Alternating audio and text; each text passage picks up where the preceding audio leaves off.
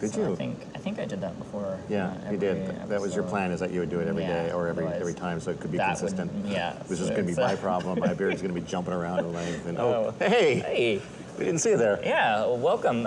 Pull up a chair, join us. Yeah, come grab a drink with us. My name's Todd Sullivan. And I'm Carlos Cia, and we are Half Cut Myths and Mysteries. That's right. And we are going to continue our look into some of the mysteries of the Kamloops area, including and maybe limited to ghost hunting.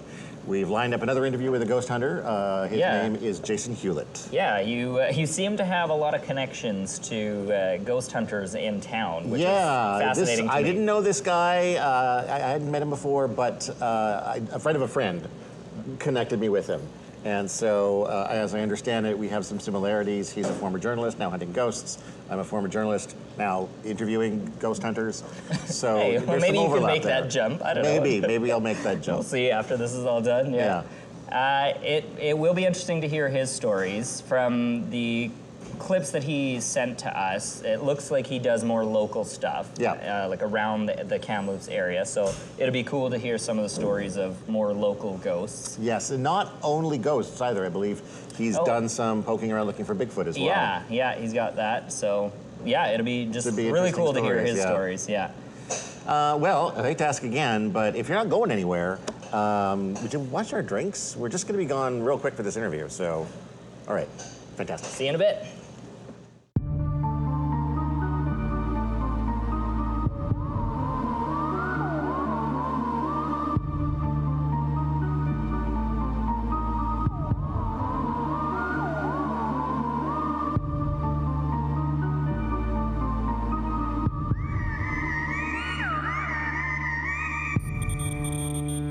The truth is out there, but these two dingbats aren't likely to find it.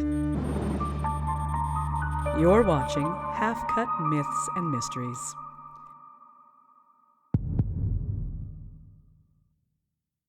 Hey, Jason. Jason Hewlett. You are the co-founder of the Canadian Paranormal Society and manager of the Paranormal Network. Thank you for joining us today. Yeah, thank you so much. Thank you for having me. So you've got quite a few credits to your name. You're also a writer-director of We Want to Believe, which I kind of watched before the interview. I watched a few of the episodes online. Really interesting stuff. Thank you. Maybe you can start us off, like, what originally got you interested in investigating, supernatural, paranormal things? Like, what was something that got you in there? Well, I think if you talk to pretty much anyone that does investigate the paranormal, it always starts with something that happens when you're a kid. Like, it always goes back to that. And I kind of had two things happen to me that have sort of really pushed me in that direction. One when I was about 5 or 6, and I grew up like over on Brentwood Avenue, so over here in North Kamloops. And I was going to pick up me and my mom went to pick up a buddy of mine who was going to sleep over. And I stayed in the back of the car. I stayed in the car while she went up to the house to go get him and was talking to the mom. And my mom owned this purple Gremlin, which is like a horrible thing. It's a hatchback. I remember looking out the hatchback, and there was nobody on the street, no passing cars, and the next thing I know, this face flashed in front of me, like through the mirror, like someone kind of popped their head up. But it was like this face, it was like, the best way I can describe it is like this mongoloid-looking face. Like, it just didn't seem cute. I don't know what it was. But it freaked me out enough that I dropped to the floor and just sat there, terrified. And I didn't hear, no one approached, and I didn't hear anybody leave. So I was just kind of weird. And then finally I did hear footsteps come up, and I look, and it's my buddy, and I'm kind of like, oh, hey, were you just, hanging around the back of the car? He's like, no, I just got here. And do you see anyone on the street? Like, no, nobody's around. My mom came up, and I said, did you see anyone? And she's like, no, why? And I kind of told her, she's a teacher, so she just kind of said, it's your imagination, you're just making it up. But it stuck with me. Like, I'm 49, and I can remember this thing happening. I can remember this face. So that's 43 years of history, but it stuck with, it's so powerful. Flash forward to my early teens, my parents had a cabin out at Little Shuswap Lake, and this is back before Old Talking Rock or any of that stuff was there, so it was like a cabin. And whenever I'd go out there, I'd always bring a friend, because we'd go out there for a week or the full weekend, and that was back in, like the 80s, so I was free-range children. As long as we were back by like lunch, dinner, and bedtime, they didn't care what we were doing. So me and my buddies would always go up into the woods and run around. And growing up, we always heard this was Bigfoot country. And those stories still persist. So I was like, it'd be cool to run into Bigfoot or something like that. And we'd always take the same path into the woods and the same path out of the woods. And on this particular day, we'd been up, we were coming home for dinner. We took the same route. There's this tree we would always pass, a great big pine tree, and always the bottom was littered with pine needles. So we went down for dinner. did our dinner, did the dishes, cleaned up, wanted to get out for one last, run around in the woods. We're going back up the trail, the same trail. We came to that pine tree. There's no pine needles underneath it. There's this little fire pit with rocks, made out of rocks. It's about like this. And there's this lean-to with a dirt pit, but it's not like a person-sized thing. It's about like that, yay deep. And inside the lean-to is this bone. And so my buddy Mike, we stopped, we're kind of looking like this, what? It makes no sense. There was like an hour and a bit. How did someone clear all this? We're looking at it, we're trying to figure it out, like, do we touch the bone? Don't touch the bone kind of thing. And we're like, it's getting dark, we're getting kind of freaked out. So we're like, we should just go back, let's just go back to the cabin. So we went back to the cabin. And what we found was the talk of the night. We just couldn't shut up about it. So first light the next morning, we get dressed, we go running back up the trail, back to that spot. Underneath that tree, there's no sign anything was there. Everything was completely littered with pine needles as it was before. Nothing to suggest that that had ever been there. And for me, that was the launching point for just wanting to kind of know everything I ever could about what this was. And, you kind of did research into Bigfoot and, all the different, Aboriginal stories about what's in the woods, the tricksters, the little people, that kind of thing. And watched every kind of program I could on, Sasquatch, hauntings, the paranormal, every show that started coming on television. I just was so fascinated by it until I hit my early 30s and I went to journalism school. At the time it was UCC. And for a course, there was a magazine writing course, back when magazines were viable, right? And I decided, because I was interested in it, like I used to read the Fortean Times. So I'm like, you had a whole semester to write one article, which that's awesome. So I decided I was going to do something on Tronquil, the Tronquil Sanitarium. Cool. Because I grew up here, I remember when it was closed and it became the haunted place in Kamloops. And everyone would go out there to write a passage to sneak in. So I decided I wanted to do this right. So I found someone that had this weird encounter out at Tronquil. Buddy in my class, Lachlan LeBaron, who now writes for the Salmon Arm Observer, he was the skeptic, so he came along. We knew someone who was a psychic, so we invited her to kind of come out. And Trevor Rockcliffe, who's since passed away, but he was with Castanet. He worked for Shaw at the time. He had all this video equipment. So we went out. I knew the guy was the caretaker at the time. They let us spend the whole night. And that was kind of my first real paranormal investigation. Like February 2003, super cold. Spent all night out there touring the tunnels and the buildings and just recording what we could. And we didn't have anything happen, except within 5 minutes of leaving the van with fully charged camera equipment and lights, everything died. We had to go back for completely new batteries on everything. It's interesting, because I was going to ask, like, what was the moment, or was there a moment where you went from kind of having a passing interest or general interest into actively investigating like you do now? And it seems like even from early on, you were interested in actively investigating. So was there a gap between when you went and did the Tronquil thing to when you sort of started, doing things more recently, or has it been an ongoing periodic thing? There was a gap because after 2003, that was part of, like the journalism program. Then I ended up getting a journalism job. And the worst, especially back in 2003 when I started the Daily News, like the worst thing you could tell anybody, I hunt ghosts and I'm a reporter, right? Because your credibility is everything. And back then, it'd be different now. Like the paranormal is completely accepted. It's pop culture. Like, just look at the Travel Channel. There's no shows on travel. It's all paranormal content, right?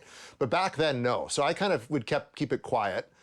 And I'd write the odd story. At Halloween, you could write about a haunted tour, like, something like that. But I focused on my journalism career, and, I was a crime reporter, and it was very serious business, so it encompassed a lot of time. It wasn't until after the paper shut, and I kind of got into a sort of a second career doing employment counseling and a few other things, that I started kind of getting back into it again. By then, I'd had a son. He was getting a bit older.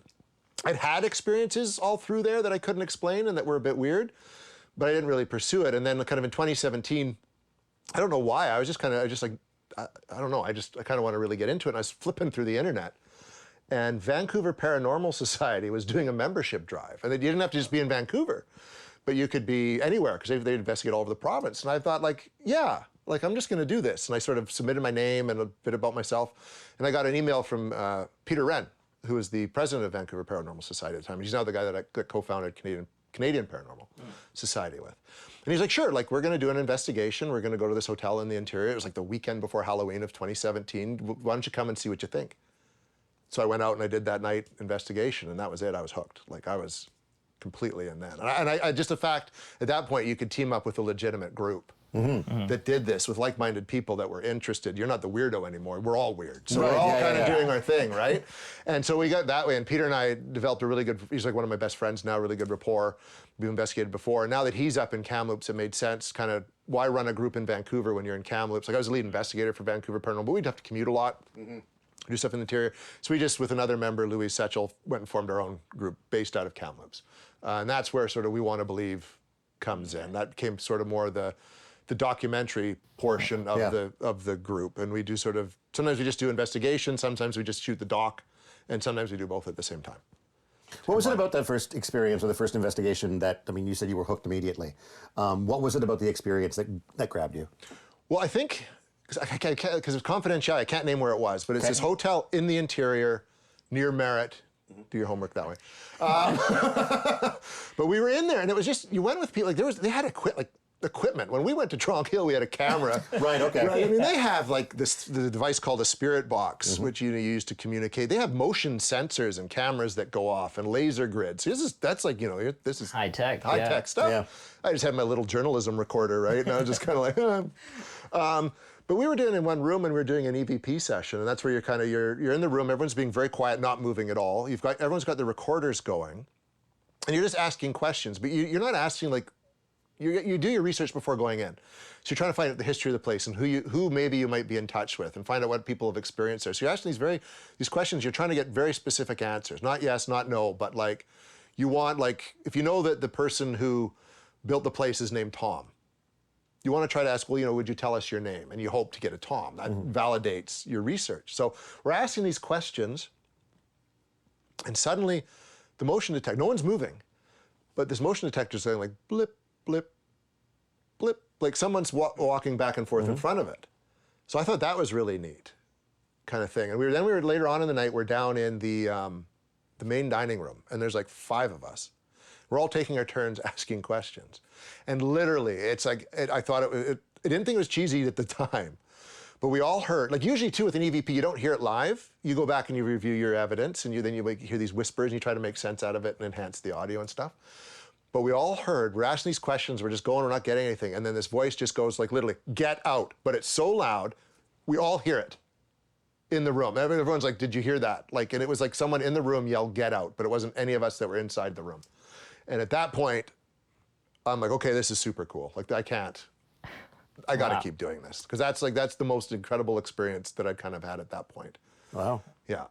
And so at that point, I was just like, yeah, okay, I want to keep doing this. And then they were like, well, you're interested in doing more. And then, I had some family stuff going on, and my mother got sick and passed away. But I kept sticking with it, and then I keep coming back to it. And I've done, I don't know how many investigations now. And Peter and I have done our thing and done the series and things like that. So once you get in, it becomes kind of addicting, right? Like, it's not thrill-seeking so much. It's just, you have a curiosity and a natural interest, and you're actually having things happen that are supporting that interest, or at least encouraging you to go further. And you also have, so I mean, there's the ghost hunting side of things, but you guys also did a bit on Bigfoot and trying that. So how, I mean, you were talking about the technology with ghosts and all that stuff that goes into hunting them. I guess on the other side, where you're looking for an actual being, is there any special tools or anything on that side of the paranormal spectrum? People who do it serious, like we did it for We Want to Believe just because I thought it would be, Bigfoot's interesting, he's popular. I thought it'd be an interesting thing to do. This is Bigfoot country, and I knew Chris Bose, who's a local Aboriginal artist. He'd had Bigfoot experiences, encounters, he told me. So I think it kind of spinned off of that. People who are serious cryptozoologists who do this, they have all sorts of gear. You know what I mean? Like, they've got the trail cams that they put up and all that. We didn't have quite that extent. So we brought a lot of our regular equipment, like the cameras, the audio. We had heard that if you play audio of a baby crying at night, it will lure them out. So we went into the woods and found audio of a baby crying in hopes of luring them out. We didn't get one, but I'll tell you, if you turn off all the lights and you're in the middle of the woods and you play audio of a baby crying, it affects you in a certain way, right? Like, it really does.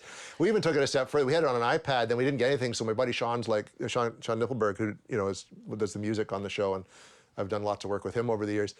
He had his truck, so he opened it up over his sound system in his truck, and it was loud. Oh my God! And it just rattles you as a parent. Yeah, for sure. That rattles you to your core.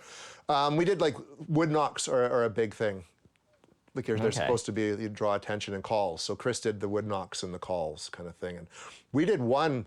Is there a unique call for a Bigfoot, or? Yeah, which I can't duplicate. Damn. If you want to use footage from the please, you can use footage from that episode if you want to run it, because he does it so well.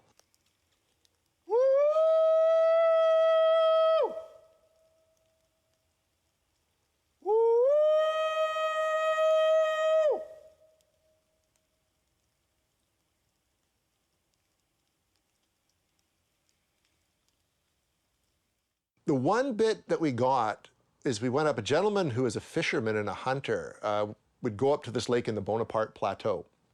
And every year that he'd go on this lake, he'd go out in the boat and he'd get to this one corner of the lake and he'd get these knocks, these 3 knocks, like a bang, bang, bang. And pretty much every year that he'd go up, it would happen, even if other people were with him. So he led us up there. A bunch of us went up.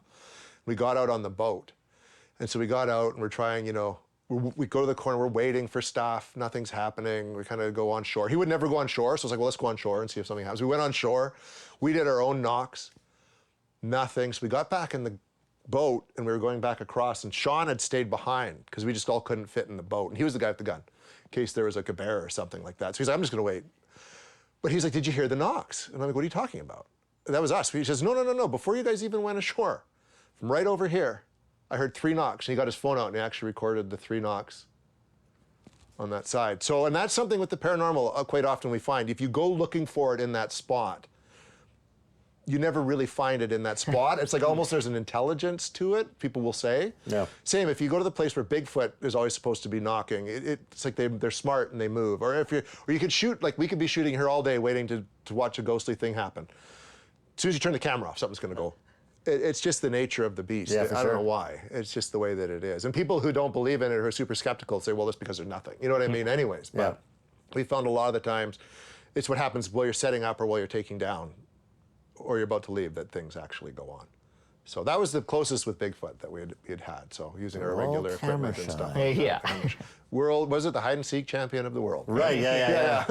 I mean, besides Ghost and Bigfoot, is there any other sort of paranormal areas that you guys have explored, or? Those are the kind of the big ones. I mean, there's always UFOs, that kind of thing. UFOs are obviously huge right now because the UAP report that came out recently. I've never seen one. We work with a gentleman named Charles Lamoureux, and he's in Vancouver, and he's recorded tons of UFO, UAP footage in actually downtown Vancouver. Oh, wow. He has this whole channel, and even out sort of in the, like, you know, Squamish and Mission, picking up a lot of activity. There's supposed to be a lot of UFO activity down there. Harrison Hot Springs is another hot spot, not only for Bigfoot, but UFO sightings. Oh, really? Which plays into the whole like UFO, Bigfoot connection thing that people like to get to as well, which is, in the paranormal community, we call that woo. Like, what we do is kind of weird, but if you start getting really weird, it's called woo, even within the community. Slow down, right? I don't like trying to explain an unknown with another unknown. Yeah. Right? You know, that's where I think my journalism background comes in. I don't even know if I believe in ghosts, but I've seen enough things that convince me there's something going on, and I would like to think that there's something that does happen when we die. So to me, the whole point of doing this is to kind of look for those answers from a more of a journalistic standpoint. You got to have all the facts before you make up your mind. What would you say is the most, say, interesting piece of investigating that you've done, the most compelling piece of evidence that you've come across, anything like that? Evidence is a funny thing because none of what we find would ever hold up in a court of law. For sure. Right? You know what I mean? That's something we're really careful. And Sean works and stuff where he deals a lot with law enforcement. So we're like, this is good evidence. He's like, just rolls his eyes like that, right? Because you have to submit stuff to court. But I guess in terms of an actual bit of evidence that we actually caught this on We Want to Believe. There's Bailey House in Merritt, and it has a long history of like hauntings and people seeing apparitions and hearing things.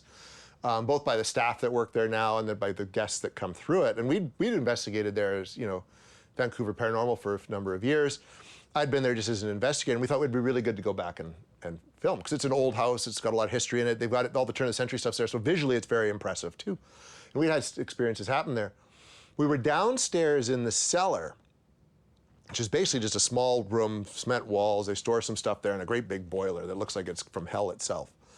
And we went down and we had set up a laser grid And it's exactly what it sounds like. It's this device, it projects a laser grid pattern across the wall, and anything that breaks that laser grid, right? Yeah. You're gonna see Yeah. it. So we set up the laser grid, and it's pointing against the wall, and we're all looking around, and everything's fine. There's no disruption or anything like that. All right, well, let's roll, and we'll do an EVP session and turn out the light. And you could see, it was like someone set a shoulder like this in the footage. Like the laser grid would stop. And we're kind of looking at it, and he was like, do you see, what the heck? He's like, turn on the light. I turn on the light, nothing. Turn the light back off. It's still there. We did that a couple times, and finally we turned it off and it was gone. So it was like someone was standing in front of the laser grid and moved between light, but there was nobody there. What is that? It should still light the tree up. But it's not? Look. No, it's not. Hang on. It's because it's plastic? No, it doesn't make any difference. So what does that mean then? I don't know, look. It won't illuminate the tree at all. Or behind it. It's almost like there's a shape standing there, like, or... Look. Look behind the tree, it's not even going behind the tree. Just turn the light off. No, it's like that whole corner isn't illuminating. Look. And it's still not showing the tree. Do that again, Peter. Like, blast it over in that corner. It's like a dark spot. But there's a whole obstruction. It's not just where that tree is, it's here as well. If you look at the outline, it's there. Yeah. So you could say the tree not kind of illuminating out properly, but it'd still go over the top of it. You'll still see that light going through it, and it's here as well. But we're not, and we're getting basically a dark spot. So because our Tell Us Story Hive project is really focused on Kamloops and area, are there any areas around here that you guys have investigated, or are there areas in this area that you would like to investigate? Well, it's funny, like we are going into the sagebrush theater, and I mean, everyone who's been here knows the story of Albert. Yeah. And so we're really excited about that. And I've written pieces on Albert for like when I worked with the Omega newspaper and sort of the whole backstory there. I think it's really interesting. And I don't know if it's true or not, but doing some research that where the sagebrush is used to be part of the Pleasant Cemetery.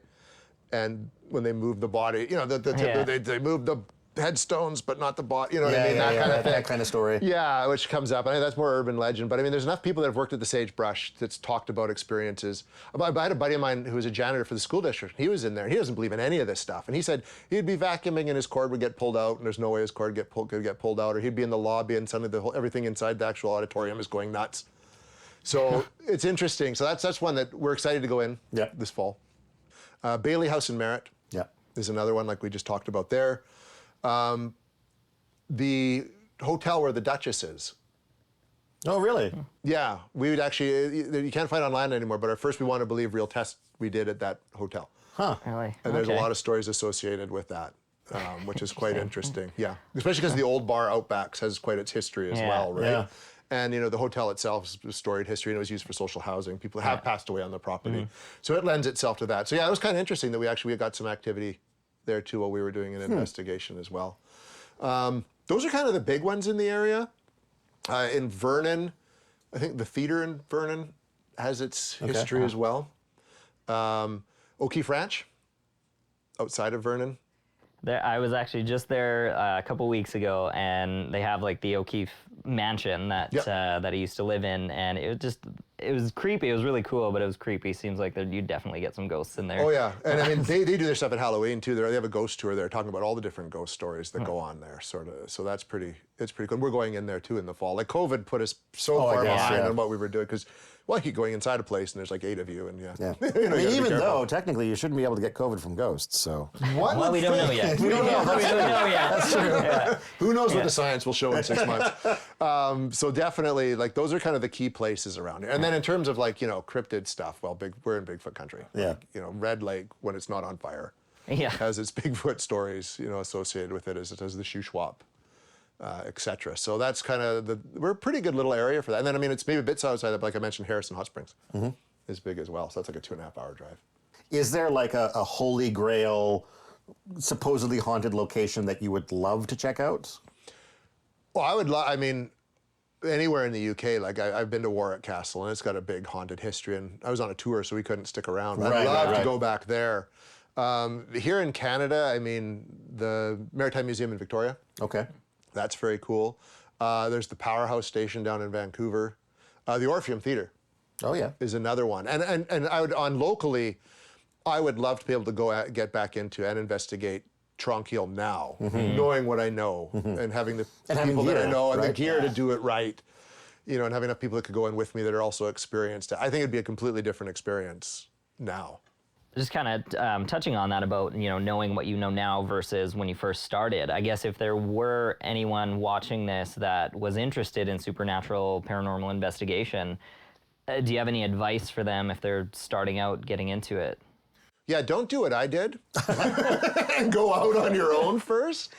And people do that, but it's like, I'm looking at a place like Tronquil, like, I mean, that place was falling apart, right? I mean, you could go through a floor or something and you could seriously hurt yourself. I mean, you don't have to worry about the supernatural stuff so much.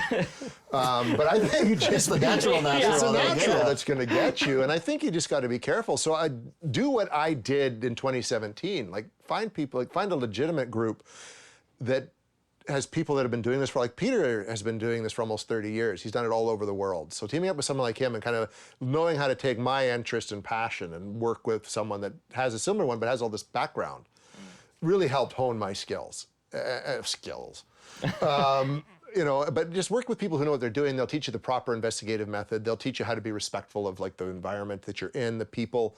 And there's even, like, we like to think, if you're going to a place and there are ghosts, you want to be respectful of them. Because you're going into their territory, right? And how would you feel if some stranger walked into your living room and started, show me something, you know what I mean? You might get pissed off. It's pretty obnoxious. He's pretty obnoxious, right? So you just being that way, I think that's just a smart way to go about it. And I know there's a lot of people that go out on YouTube, they got a camera, they charge into an old abandoned building, and I'm surprised they don't hurt themselves or get asbestos poisoning or carbon monoxide poisoning or something like that. So it's just not smart. So team up with those who know what they're doing. On the going back to the show, quite a few times when you guys would go into a building, Peter would have this like line that he would say about, you know, we're not here to harm you and we don't want harm to come to us, kind of thing. Is that something that I don't know, you learn along the way, or is that a something that's common for introducing yourself and saying like, we don't want no beef here, like be nice to us? Are ghosts very usually hostile?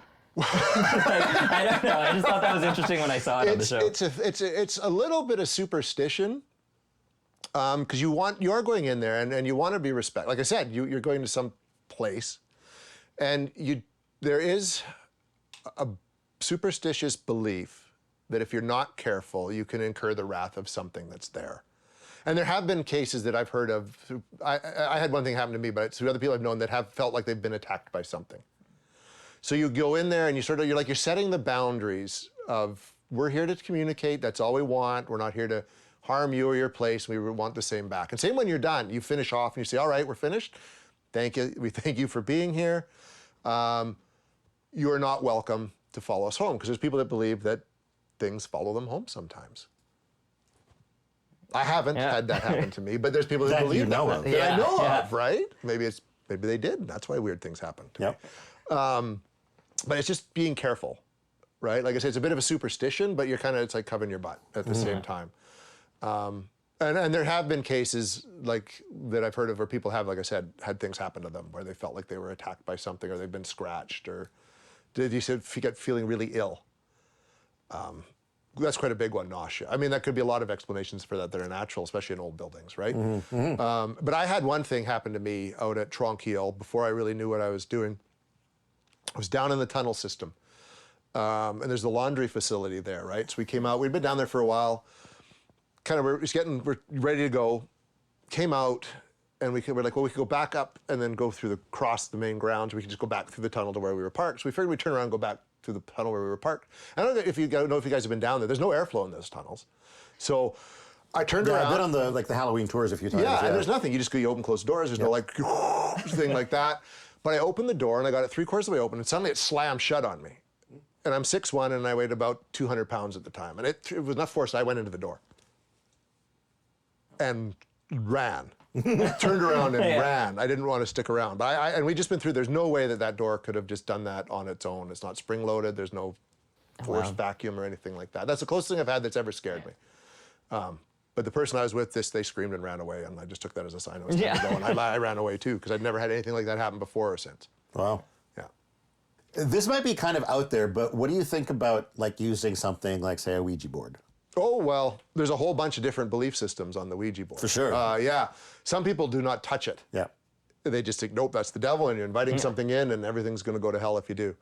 A lot of people look at it just as another form of communication. That's basically how we look at it, too.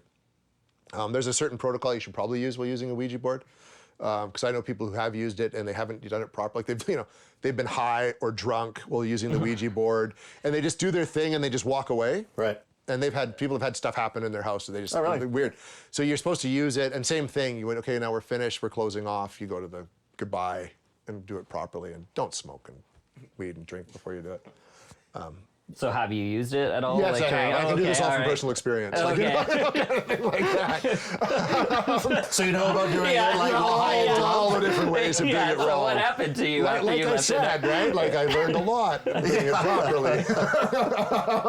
Trial and error. Trial and error. We don't use it so much anymore, though. Like on it, we just don't. It's kind of kitschy maybe now, but I mean, it is kind of it is fun, but it is really just another form of communicating in a way. Like you would use a spirit box, or even just you're questioning. And there's lots of different ways you can do stuff. The Gansfield experiment, where you sort of sit and you've got your eyes covered, and you've got these high frequency white noise going through your ears and like this red light on you. And you just sort of sit, and out loud, the longer you're in this trance-like state, you start just saying what you're seeing and hearing and experiencing. And it's kind of interesting how, like, what comes back. And if you've done research on the place, it's amazing how much sometimes what you say can tie into the history of that location. It almost sounds like a verbal version of like automatic writing. Very similar. It's the same kind of thing. We've done Peter's done auto writing as well. There's screeing, where you've kind of got your mirror up, and you're very, very much getting into a trance state, and you dump water down it, and you're supposed to just kind of, I haven't done it, I've seen people do it, and they get into this weird state where they're kind of experiencing or seeing something. It's similar almost to automatic writing as well. So there's different means like that. And we're starting to play around a bit with that now, just to kind of see what comes of it, if anything does. So is there anyone who's part of your crew that is just totally doesn't believe at all, but there was something that happened while you guys were on location filming or investigating that brought them a little closer to believing in this paranormal type thing? Yeah, Sean is definitely the skeptic of the group.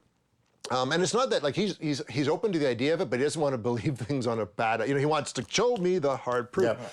But I think, which is good, because you have someone like that, he's devil's advocate all the time. But we've picked up like EVPs, or even he's like, yeah, I can't explain that. And he's a sound guy. He does music, all this kind of audio engineering. And he's just like, yeah, I don't know what that is. Like, what I mean? He's willing to accept that that's not, that's not like a ping in the background, or we're picking up a guy on a CB that's messing with us, or you know what I mean, or anything like that.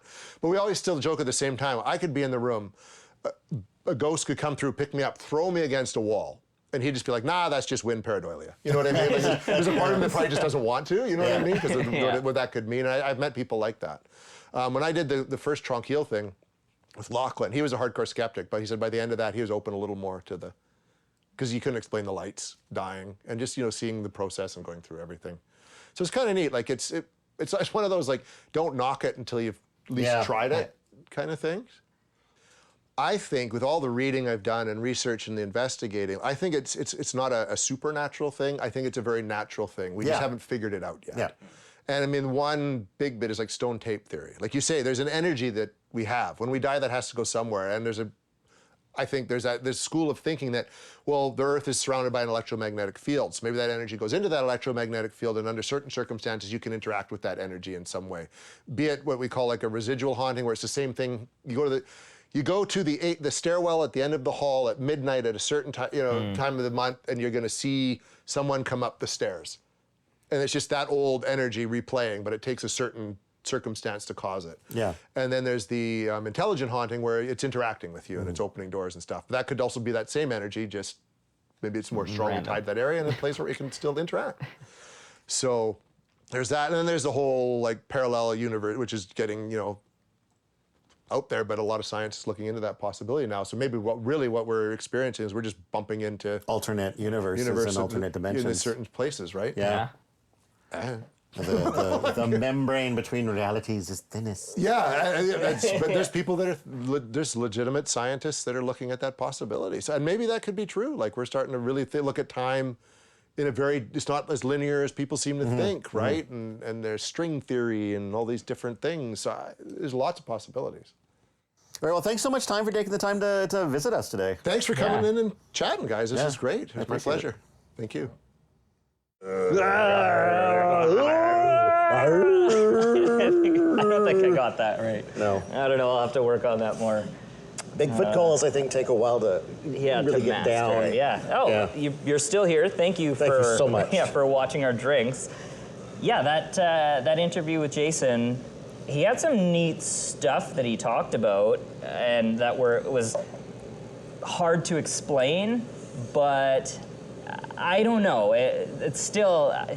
I'm still not feeling that it's convinced me one way or another that there are some, myths or spirits out there. Yeah, no, I'm right there with you.